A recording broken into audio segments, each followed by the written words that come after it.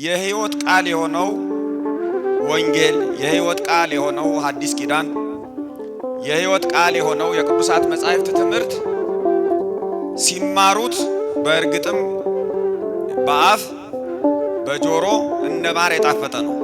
ወደ ህይወት ሲገባ እየመረረ ነው የሚመጣው፣ እየጠነከረ ነው የሚመጣው፣ እየከበደ ነው የሚመጣው።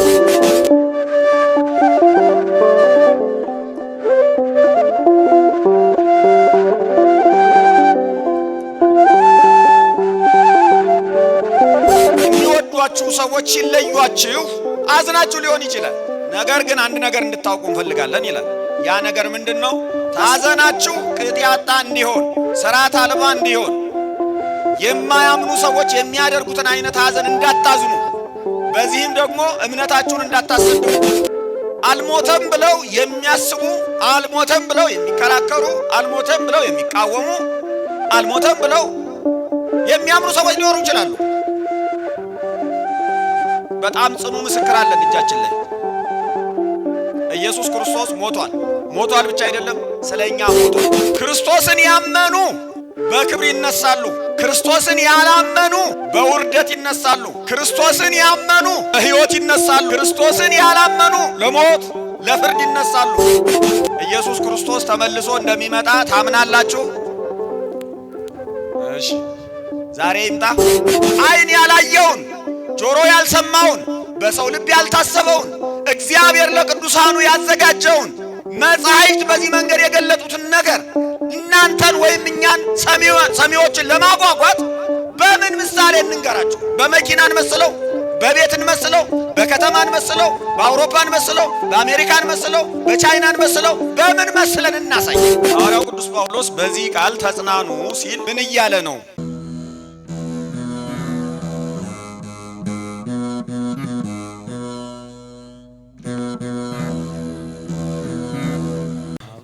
ወወልድ ወመንፈስ ቅዱስ አሃዱ አምላክ አሜን። ክቡር አባታችን መላከ ሳይል መምህር አለማየሁ ዘውዴ የዚህ ታላቅ ካቴድራል ዋና አስተዳዳሪ፣ ክቡራን ሊቃውንተ ቤተ ክርስቲያን፣ መምህራነ ወንጌል፣ ዲያቆናት፣ እንዲሁም ዘማሪ ወንድማችን አቤል፣ የተወደዳችሁ የሰንበት ትምህርት ቤት ወጣቶች፣ የተወደዳችሁ የእግዚአብሔር ቤተሰቦች፣ የቅድስት ቤተ ክርስቲያን ልጆች፣ የእናታችን የእመቤታችን የቅድስት ድንግል ማርያም የቅዱሳን መላእክት የጻድቃን የሰማዕታት የቅዱሳን ሁሉ ወዳጆችና አገልጋዮች በእግዚአብሔር ስም በጌታችንና በመድኃኒታችን በኢየሱስ ክርስቶስ ባገኘነው ፍጹም ሰላም እንደምን ዋላችሁ? እንደምን አላችሁ?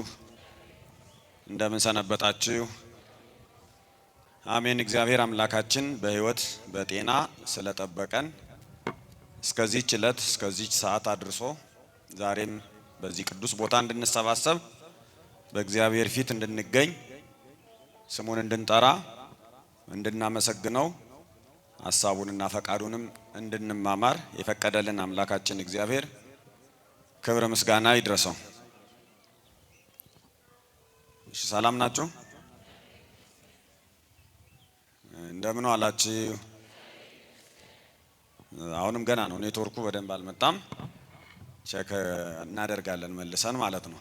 እንደምን ዋላችሁ? እንደምን ሰነበታችሁ? እንደምን አላችሁ? እግዚአብሔር ክብር ምስጋና ይድረሰው። ያው ደጋግሜ እንደምለው እግዚአብሔርን ማመስገን መልካም ነው፣ በረከት ነው፣ ሕይወት ነው። እግዚአብሔርን ደስ የሚያሰኝ ዓላማ ነው። የተፈጠርንበትም ዓላማ ስለሆነ እግዚአብሔርን እናመሰግናለን። ክብር ምስጋና ለእርሱ ይሁን። ደግሞም እግዚአብሔርን ማመስገን ወንጌልን ለመማር ያነቃቃል፣ ልብን ያነቃል፣ መንፈስን ያነቃል፣ ያዘጋጃል ማለት ነው። ስለዚህ እግዚአብሔርን አመስግነን በምስጋና በመዝሙር ቆይተናል። ነገር ግን እንዲሁ ሰላምታ ስንለዋወጥ ደግሞ አምላካችንን እግዚአብሔርን ሞቅ ባለ መንገድ አመስግነን መጀመር ስላለብን እርሱን አመስግነናል። የሚያስተምረን አምላካችን እግዚአብሔር በመካከላችን አለ፣ ከኛ ጋር ነው፣ ሁልጊዜም ከቤተ ክርስቲያን ጋር ነው። ዛሬም ደግሞ ሰብስቦናልና የሚያስተምረንን የሚመክረንን ማስተዋል እንድንችል እርሱ እንዲረዳን የእርሱ ቅዱስ ፈቃዱ ይሁንልን። ያው እኔ እንግዲህ በዚህ ቃል ተጽናኑ በሚል ርዕስ የወንጌል ትምህርት የወንጌል ስብከት አቀርባለሁ። ርዕሱ መጀመሪያ በዚህ ቃል ተጽናኑ የሚል ነው። እሱን መዝግባችሁ ትይዛላችሁ ማለት ነው። ርዕሳችን ምንድነው? በዚህ ቃል ተጽናኑ የሚል ነው። የተናገረው ሐዋርያው ቅዱስ ጳውሎስ ነው። የሚገኘው በአንደኛ ተሰሎንቄ ምዕራፍ 4 ቁጥር 18 ላይ ነው ያለው። ይሄ ሐዋርያዊ ቃል ነው። የሐዲስ ኪዳን ቃል ነው። የመጽናናት መልእክትን፣ የመጽናናት አዋጅን፣ የመጽናናት ምስጢርን፣ የመጽናናትን አስፈላጊነት የያዘ ቃል ነው። እንግዲህ መጽናናት ያስፈልገናል። መጀመሪያ መተማመን አለብን በዚህ ብዬ አስባለሁ። ምክንያቱም እንደዚህ የማያስብ ለኔ መጽናናት አያስፈልገኝም ብሎ የማያስብ ሰው በመካከላችን አይኖርም። በእግዚአብሔር ፊት በእግዚአብሔር ቤት ተቀምጦም እንደዚህ ማሰብ ተገቢ አይሆንም። ለክርስቲያኖች ሁሉ መጽናናት ያስፈልጋል፣ ለሰዎችም ሁሉ ያስፈልጋል። ነገር ግን የእግዚአብሔርን ቃል፣ የእግዚአብሔርን ፈቃድ፣ የእግዚአብሔርን ሐሳብ ያወቁ የበለጠ መጽናናትን ይናፍቃሉ፣ ይመኛሉ፣ ይፈልጋሉ። የሚያጽናና ነገር የበለጠ ያስፈልጋቸዋል። ምክንያቱ ደግሞ የሕይወት ቃል የሆነው ወንጌል፣ የሕይወት ቃል የሆነው ሐዲስ ኪዳን፣ የሕይወት ቃል የሆነው የቅዱሳት መጻሕፍት ትምህርት ሲማሩት በእርግጥም በአፍ በጆሮ እንደ ማር የጣፈጠ ነው። ስንናገረው በጣም የጣፈጠ ነው። በጆሮአችን ስንሰማው በጣም የጣፈጠ ነው። ወደ ሕይወት ሲገባ እየመረረ ነው የሚመጣው፣ እየጠነከረ ነው የሚመጣው፣ እየከበደ ነው የሚመጣው። ያ ማለት ምን ማለት ነው? የዓለምን ክፋት፣ የኃጢአትን ክፋት፣ የዲያብሎስን ክፋት እያሳየን የኛንም ውድቀትና መከራ የሚመጣውንም ፍርድ እያሳየን ከዓለም ማምለጥ እንዳለብን እያሳሰበ የበለጠ እየሳበ ከዓለም እየለየ የዓለምን ክፋት እያሳየ የጨለማውን ብርታት እያሳየ እግዚአብሔርን ደግሞ እያሳየ እያስናፈቀ ክፉና በጎን እየለየ ስለሚሄድ ያን ጊዜ በክርስቲያኖች ሕይወት ላይ ሐዘን ይጸናል፣ ገድል ይጸናል፣ መከራ ይጸናል፣ ጸሎት ይጸናል፣ ጾም ይጸናል። ምክንያቱ ምንድነው ቢባል ራሳቸውን ለማዳን በጣም ይበረታሉ። ዓለምን በጣም ይጋደሏታል፣ ሰይጣንን በጣም ይጋደሉታል፣ ይዋጋሉ፣ ጽኑ ገድል ውስጥ ይገባሉ። እግዚአብሔርን የማያውቁ ንስሐ ያልገቡ ወንጌልን ያልተማሩ ሥጋውን ደሙን ያልተቀበሉ ከሰይጣን ያላመለጡ ከኃጢአት ያልወጡ ሰዎች ሲያዩ ደግሞ ተደራቢ ሐዘን አለባቸው። ወንድሞቻቸው እህቶቻቸው ያሉበትን ኃጢአት እያዩ ያዝናሉ። የራሳቸውን ሕይወት በተመለከተ ያዝናሉ። ሌሎቹን ለማስመለጥ ይጋደላሉ፣ ራሳቸው ለማምለጥ ይጋደላሉ። ገድል እየጸና ይሄዳል። ስለዚህ በዚህ መከራ ውስጥ መጽናናት ያስፈልጋቸዋል። ለክርስቲያኖች በዚህ ገድል ውስጥ መጽናናት ያስፈልጋቸዋል።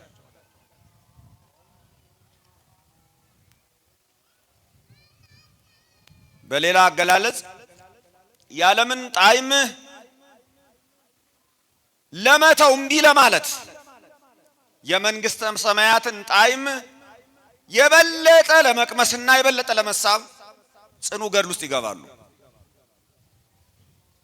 ስለዚህ በዚህ በኩል የሚቆረጥ ነገር አለ፣ በዚህ በኩል ደግሞ አዲስ የምናገኘው ሕይወት አለ፣ እየቀረብነው የምንሄድ ነገር አለ። ሰዎችን እንስባለን፣ እንጎትታለን፣ ከእሳት እናስመልጣለን። ራሳችንን በጽኑ ገድል፣ በጽኑ መከራ፣ በጽኑ ስቃይ ውስጥ ግን ደግሞ ሕይወትን በሚያድን መንገድ እናሳልፋለን። በዚህ ገድል ውስጥ መጽናናት ያስፈልገናል። ምን ያስፈልገናል? መጽናናት ያስፈልገናል። ሐዋርያው ቅዱስ ጳውሎስ በዚህ ቃል ተጽናኑ ሲል ምን እያለ ነው የሚለውን ነገር ለመረዳት ቁጥር 18 አንደኛ ቆሮንቶስ ምዕራፍ 4 ቁጥር 18 ነበር ያነብሁላችሁ። ወደ ኋላ 13ን ስናነበው እንዲህ የሚል ቃል እናገኛለን። ነገር ግን ወንድሞች ሆይ ተስፋ እንደሌላቸው እንደሌሎች ከሃይማኖት በአፋ እንዳሉ ከክርስትና ውጪ እንዳሉ ተስፋ እንደሌላቸው እንደሌሎች ሰዎች ደግሞ እንዳታዝኑ ስላንቀላፉት ሰዎች ስለሞቱ ሰዎች ከናንተ ስለተለዩ ሰዎች አንድ ምስጢር አሳውቃቸዋለሁ፣ አንድ ትምህርት፣ አንድ እውነት እነግራቸዋለሁ ብሎ ነው የሚጀምር ቃል በቃል። ነገር ግን ወንድሞች ሆይ ተስፋ እንደሌላቸው እንደሌሎች ደግሞ እንዳታዝኑ አንቀላፍተው ስላሉት ታውቁ ዘንድ እንወዳለን ይላል ቃል በቃል መጽሐፉ ላይ የተጻፈው ማለት ነው። የሞቱ ዘመዶቻችሁ አሉ፣ ከናንተ የተለዩ ዘመዶቻችሁ አሉ፣ አልቀሳችሁ የቀበራችኋቸው ሰዎች አሉ። እናት፣ አባት፣ እህት፣ ወንድም፣ ጓደኛ፣ ጎረቤት ሊሆኑ ይችላሉ። ስለነርሱ ሰዎች ተስፋ እንደሌላቸው እምነት እንደሌላቸው ሰዎች ሆናችሁ እንዳታዝኑ ይሄን እንድታውቁ ጽፍላችኋለሁ ይላል። ምን ማለት ነው? ዘመዶቻችሁን ቀብራችሁ ፊታችሁን እየነጫችሁ ሊሆን ይችላል። ደረታችሁን እየደቃችሁ ሊሆን ይችላል። ልብሳችሁን ቀዳችሁ ሊሆን ይችላል። ጽኑ ሐዘን፣ ጽኑ መከራ ውስጥ ገብታችሁ ሊሆን ይችላል። የሚወዷችሁ ሰዎች ሲለዩአችሁ አዝናችሁ ሊሆን ይችላል። ነገር ግን አንድ ነገር እንድታውቁ እንፈልጋለን ይላል። ያ ነገር ምንድነው? ተስፋ እንደሌላቸው ሰዎች ልታዝኑ አትችሉም። ማዘን ትችላላችሁ። ሐዘን መጽሐፋዊ ነው። ሐዘን ተፈጥሯዊ ነው። ሐዘን ክርስቲያናዊ ነው። ሐዘን ሰብአዊ ነው። የምንወደው ሰው የቅርብ ሰው አይደለም። ማንኛውም ሰው ሲሞት አይቶ አለማዘን አይቻልም። ነገር ግን ሐዘናችሁ ቅጥ ያጣ እንዲሆን፣ ስርዓት አልባ እንዲሆን፣ የማያምኑ ሰዎች የሚያደርጉትን አይነት ሐዘን እንዳታዝኑ፣ በዚህም ደግሞ እምነታችሁን እንዳታሰድቡ፣ ክርስትናችሁን እንዳታሰድቡ፣ ተስፋችሁን እንዳታጨልሙ፣ ያላችሁን ተስፋ ያላችሁን ልዩነት ሌሎች እንዳያዩ የሚያደርግ ሐዘን ውስጥ እንዳትገቡ አንዳች ነገር አሳውቃቸዋለሁ ይላል። በጣም በግልጽ መንገድ እንደማያምኑ ሰዎች አትዘኑ። ከክርስትና ውጪ እንዳሉ ሰዎች አይነት ሐዘን ውስጥ አትግቡ። እናንተ ክርስቲያኖች ናችሁ። አንድ ነገር እውነት የሆነ ነገር በህይወታችሁ ውስጥ አለ። እርሱን ማወቅ አለባችሁ፣ ሁሉ ጊዜ ማሰብ አለባችሁ ይላል። ምን ሊሆን ይችላል ታዲያ?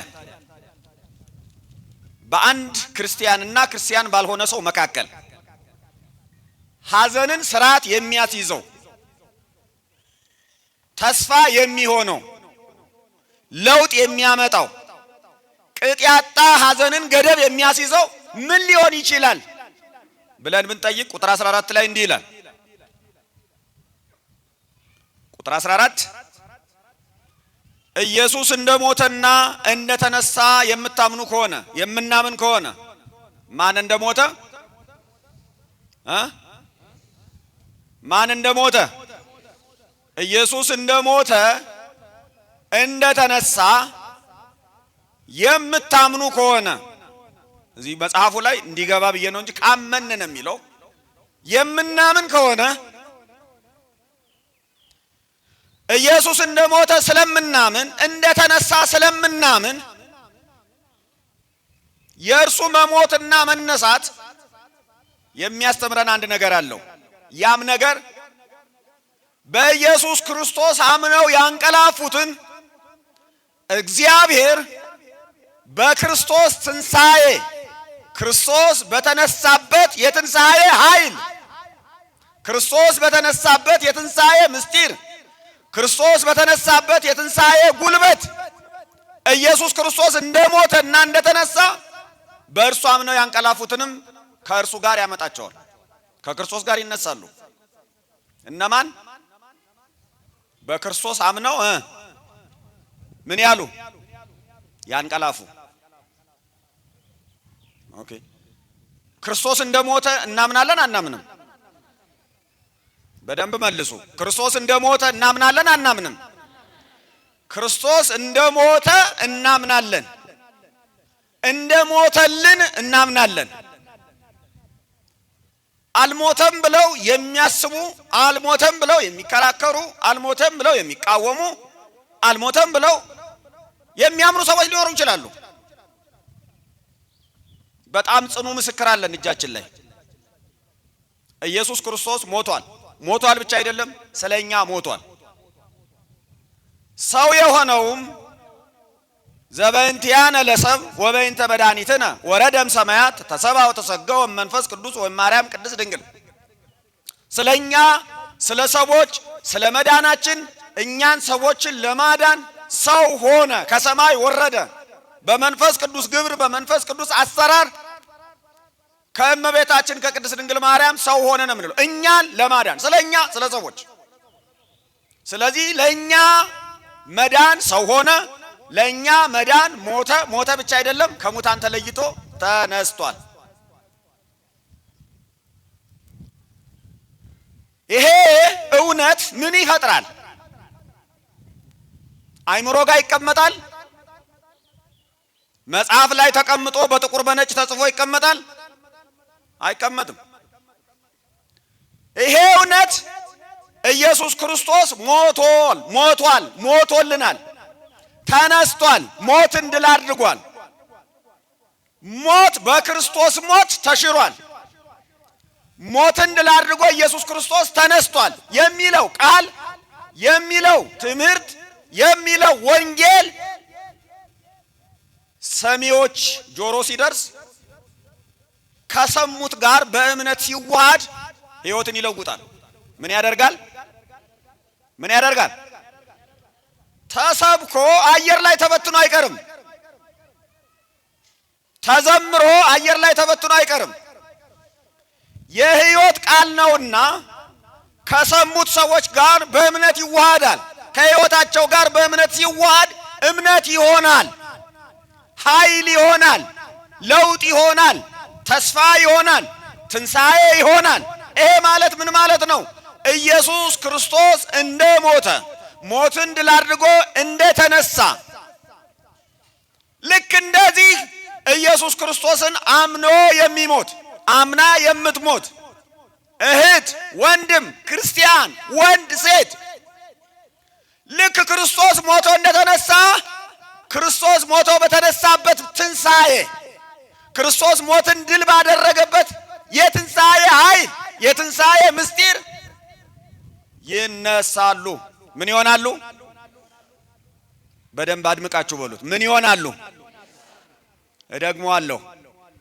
ክርስቶስን አምነው የሞቱ ሰዎች ይነሳሉ። ምን ይሆናሉ? ይነሳሉ። የሚሞቱና የሚነሱት ክርስቶስን ያመኑ ብቻ አይደሉም። ክርስቶስን ያመኑ በክብር ይነሳሉ። ክርስቶስን ያላመኑ በውርደት ይነሳሉ። ክርስቶስን ያመኑ ለሕይወት ይነሳሉ። ክርስቶስን ያላመኑ ለሞት ለፍርድ ይነሳሉ። ሁሉም ይነሳል። ነገር ግን መጽናናት የሚችሉት እነማን ናቸው?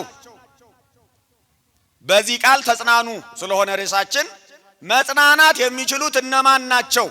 ክርስቶስ እንደሞተ ክርስቶስ እንደሞተላቸው ክርስቶስ ሞትን ድል አድርጎ እንደተነሳ አምነው በክርስቶስ አምነው የሞቱ ያንቀላፉ ሰዎች የመጽናናት ጉልበት አላቸው። የመጽናናት ሕይወት አላቸው። የሚጽናኑበት እምነት አላቸው። የሚጽናኑበት ምን አላቸው? እምነት አላቸው። ማንኛውንም ሐዘን ሰብረው መውጣት ይችላሉ። በዚህ ዓለም ክርስቶስ እንደሞተ ክርስቶስ እንደተነሳ ያመኑ ሰዎች ይሄንን አምነው ሕይወታቸው የተለወጠ ሰዎች ይሄንን አምነው ለዚህ እውነት የሚኖሩ ሰዎች ወንድማቸው፣ እህታቸው፣ እናት፣ አባት፣ ጓደኛ፣ ጎረቤት ሞቶ ከእርሱ ሐዘን መጽናናት ያቅታቸዋል አያቅታቸውም አይደለም። ይሄማ የማያምንም ሰው ይጽናናል። ይሄንማ የማያምንም ሰው ሊቆጣጠረው ይችላል። ከዚህ ሐዘንማ የማያምንም ሰው ሊወጣ ይችላል። ይሄን አይነት ሐዘንማ የማያምንም ሰው ሊወጣና ትቶት እንደገና ወደ ሰርግ ሊገባ ይችላል። ክርስቶስን የሚያውቁ ሞቱን የሚያውቁ ትንሣኤውን የሚያውቁ ሰዎች በሰይፍ መቀላትን፣ በእሳት መቃጠልን፣ በረሃብ መሰቃየትን፣ ለብቻ መታሰርን፣ ከአንበሳ ጋር መታገልን፣ መነቀፍን፣ ለብቻ መኖርን፣ መሰደድን፣ መናቅን፣ ከወገን ከሀገር መለየትን፣ መራራ የሚባል የሐዘን አይነትን ሁሉ ሰብረው መውጣት ይችላሉ፣ መጽናናት ይችላሉ። የምንሰብከው የመጽናናት ቃል ስለ ልቅሶ ቤት ምን አይነት ለውጥ ያመጣል ስለሚባለው ብቻ አይደለም። ለዛም ይጠቅማል። ያንን አይነት ሐዘን በአግባቡ እንድናስተናገድም ይጠቅማል። ነገር ግን ከዚህ ያለፈ ነው። ሰማያትን የሚሻገር ተራሮችን የሚሻገር ብዙ የመከራ አይነቶችን ተሻግሮ የሚያቆም መጽናናት ነው እየተናገርኩ ያለሁት። በሰይፍ ፊት፣ በረሃብ ፊት፣ በነገስታት ፊት፣ በተራበ አንበሳ ፊት ቆመው ታግለው ተጽናንተው ዓለምን ድል አድርገው ምቾትን ድል አድርገው መኖር መፈለግን እከብር ባይ ልቡናን ድል አድርገው ታሸንፈውት ከክርስቶስ ጋር የሚኖሩ በጣም ብዙ ከታላቁ መከራ ተሻግረው መጽናናት ውስጥ ያሉ ብዙ ፊት ለፊታችን ብዙ ቅዱሳን አሉ።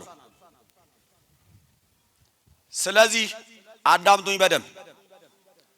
ክርስቶስ ለሰው ልጆች ቤዛ ሆኖ ሞቷል።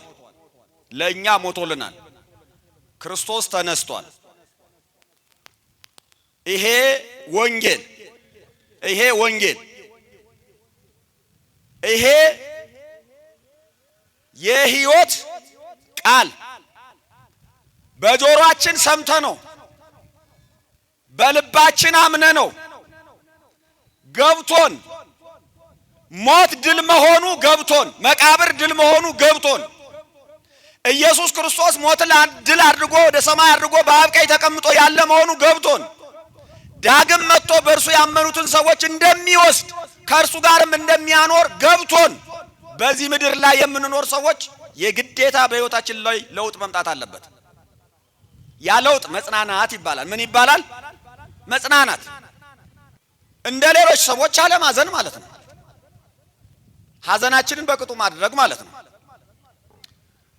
እስኪ ይሄንን ነገር ትንሽ ደግሞ ጨመር እናድርገው። ኢየሱስ ክርስቶስ ተመልሶ እንደሚመጣ ሁላችንም እናምናለን። ተራ ጥያቄ እንደጠየቁ አታስቡት። ኢየሱስ ክርስቶስ ተመልሶ እንደሚመጣ ሁላችን እናምናለን ወይ?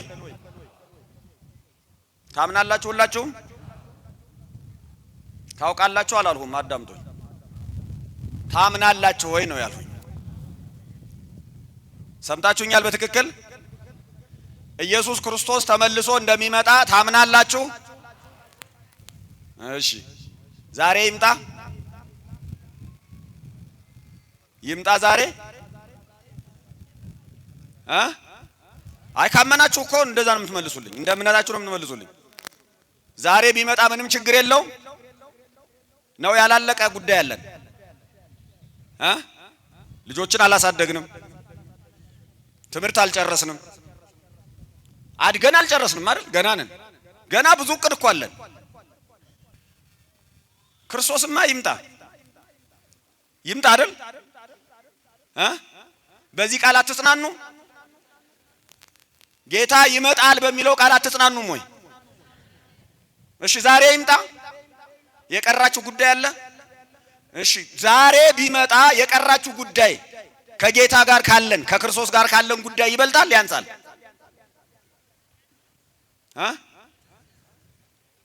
የትኛው ጉዳያችን ነው የሚበልጠው? ተውት። እዚህም የቀረን ነገር አለ። ልክ ነው። ያው እንግባባለን። ምክንያቱም የኔም ልብ እስረኛ ነው። የኔም ልብ እዚህ ጉዳይ አለው። የኔም ሕይወት ጉዳይ አለው አውቃለሁ። አልጨረስኩም የምለው ነገር አለኝ እኔ እንደናንተ ማለት ነው። ግን እዚህ ካለን ጉዳይና ጌታ ሲመጣ ከምናገኘው ነገር የበለጠው የትኛው ነው? እስኪ አንድ በጣም የሚያስገርም ነገር ልንገራችሁ። እግዚአብሔር ለወዳጆቹ ያዘጋጀው ክብር፣ እግዚአብሔር ለወዳጆቹ ያዘጋጀው ጸጋ፣ እግዚአብሔር ለወዳጆቹ ያዘጋጀው ዓለም ምን ይመስላል ቢባል ሐዋርያው ቅዱስ ጳውሎስ እንዲህ ይላል፣ ዘአይን ይርየ ወእዝን ይሰማ ወውስተ ልበሰብ ዘይታለየ ዘአስተዳለው እግዚአብሔር ለእለ ያፈቅርዎ። እግዚአብሔር ለወዳጆቹ ያዘጋጀው ነገር ለማን ያዘጋጀው? ለሚወዱት ያዘጋጀው። እግዚአብሔርን ለሚወዱ የተዘጋጀላቸው ነገር አይን ያላየው ጆሮ ያልሰማው በሰው ልብ ያልታሰበ እጅግ በጣም ትልቅ ክብር ነው ይላል። አሁን ይሄንን በእምነት አይን ስናየው ስናስበው ከምን ጋር ልናነጻጽረው እንችላለን? አይን ያላየውን ጆሮ ያልሰማውን በሰው ልብ ያልታሰበውን እግዚአብሔር ለቅዱሳኑ ያዘጋጀውን መጻሕፍት በዚህ መንገድ የገለጡትን ነገር እናንተን ወይም እኛን ሰሚዎችን ለማጓጓት በምን ምሳሌ እንንገራችሁ? በመኪናን መስለው፣ በቤትን መስለው፣ በከተማን መስለው፣ በአውሮፓን መስለው፣ በአሜሪካን መስለው፣ በቻይናን መስለው በምን መስለን እናሳይ? የማያልፍ ምን አለ? የማይወድቅ ስልጣኔ ምን አለ? የማይፈርስ ከተማ ምን አለ? የማይቃጠል ነገር ምን አለ? ከንቱ የማይሆን ነገር ምን አለ? የትኛውንም ቴክኖሎጂ፣ የትኛውንም ስልጣኔ፣ የትኛውንም የኑሮ ምቾት ጠቅሰን ምሳሌ አድርገን አንነግራችሁ።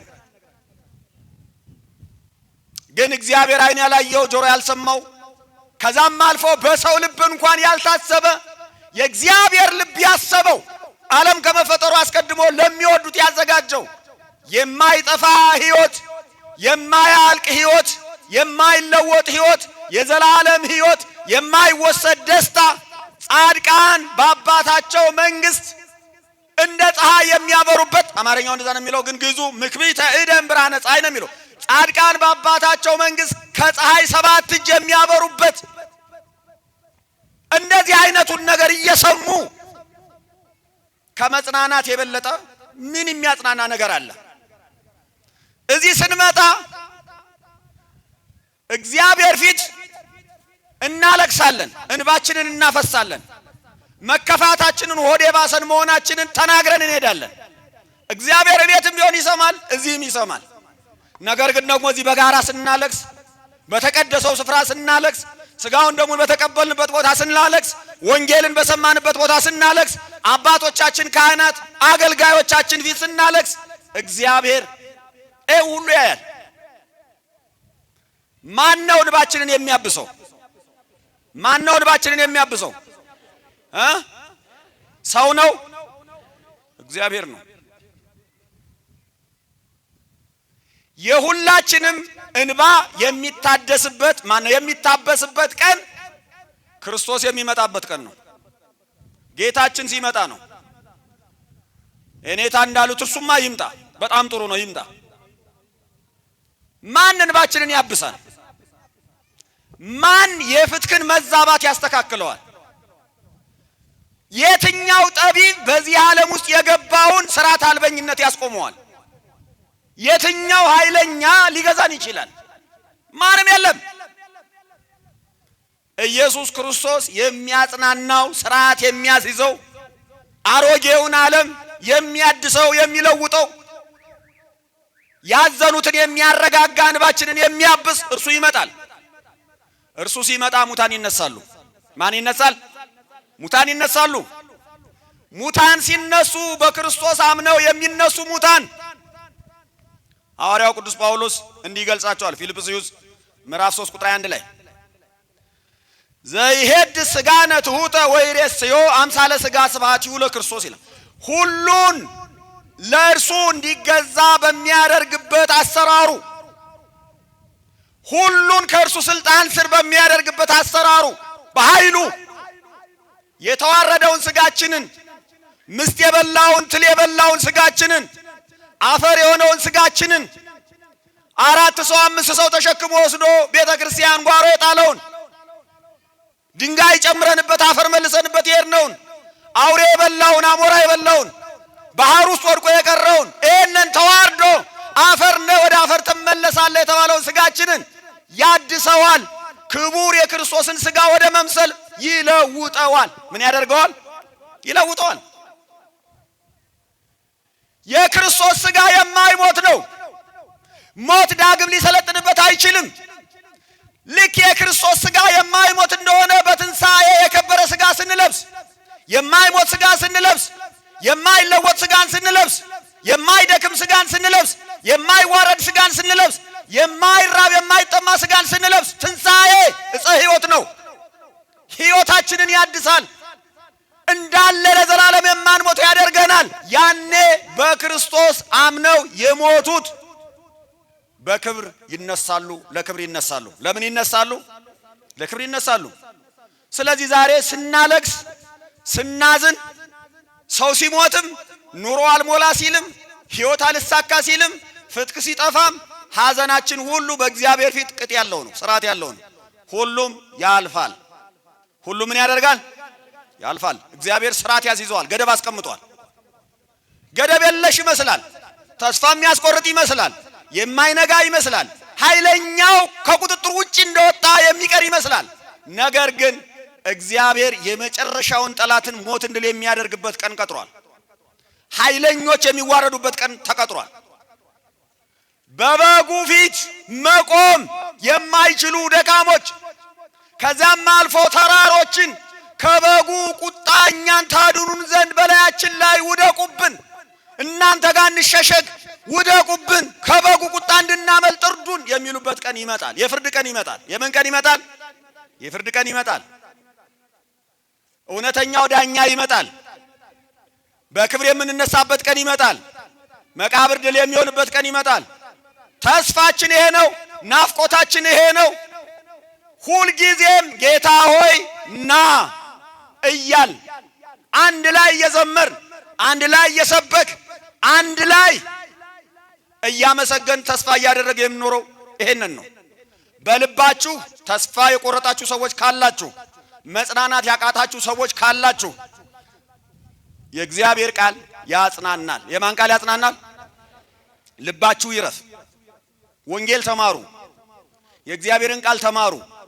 ማመን የምትቸገሩ ሰዎችና በቀላሉ ነገሮችን ቶሎ ቶሎ የምትለዋውጡ ሰዎች ደግሞ ተማሩ። ቁጭ ብላችሁ ታገሱ። ግድ የላችሁም።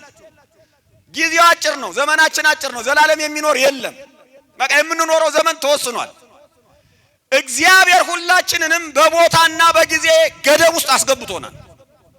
ማንም ሰው ከተወሰነለት ቦታ ውጪ መኖር አይችልም። ማንም ሰው ከተወሰነለት ጊዜ ውጪ መኖር አይችልም። እግዚአብሔር ኃይለኛ ነው። ነገሮቹን ገድቦ አስቀምጧል። ከገደብ ውጪ ያለ እርሱ ብቻ ነው። ኢየሱስ ክርስቶስ ደግሞ ተመልሶ ይመጣል። ተስፋችን እርሱ ነው። ተስፋችን ማን ነው? ተስፋችን እግዚአብሔር ነው። ተስፋችን ክርስቶስ ነው። ተስፋችን ትንሣኤ ነው። ተስፋችን ሙሽራችን ኢየሱስ ክርስቶስ ተመልሶ የመምጣቱ ምስጢር ነው። ይሄን ታላቅ ተስፋ በልባችሁ ይዝናችሁ ተጽናንታችሁ ወንጌል እየተማራችሁ ንስሐ እየገባችሁ ስጋው ደሙን እየተቀበላችሁ እየጾማችሁ እየጸለያችሁ በፍቅር ደግሞ እርስ በርሳችን እየተጋገዝን እየተረዳዳን ቤተክርስቲያናችንን እየጠበቅን ለሀገራችን እየጸለይን ለአባቶቻችን እየጸለይን ካህላቶቻችንን እየደገፍን አገልጋዮቻችንን እየደገፍን በሰላም እንድንኖር እግዚአብሔር ይርዳን።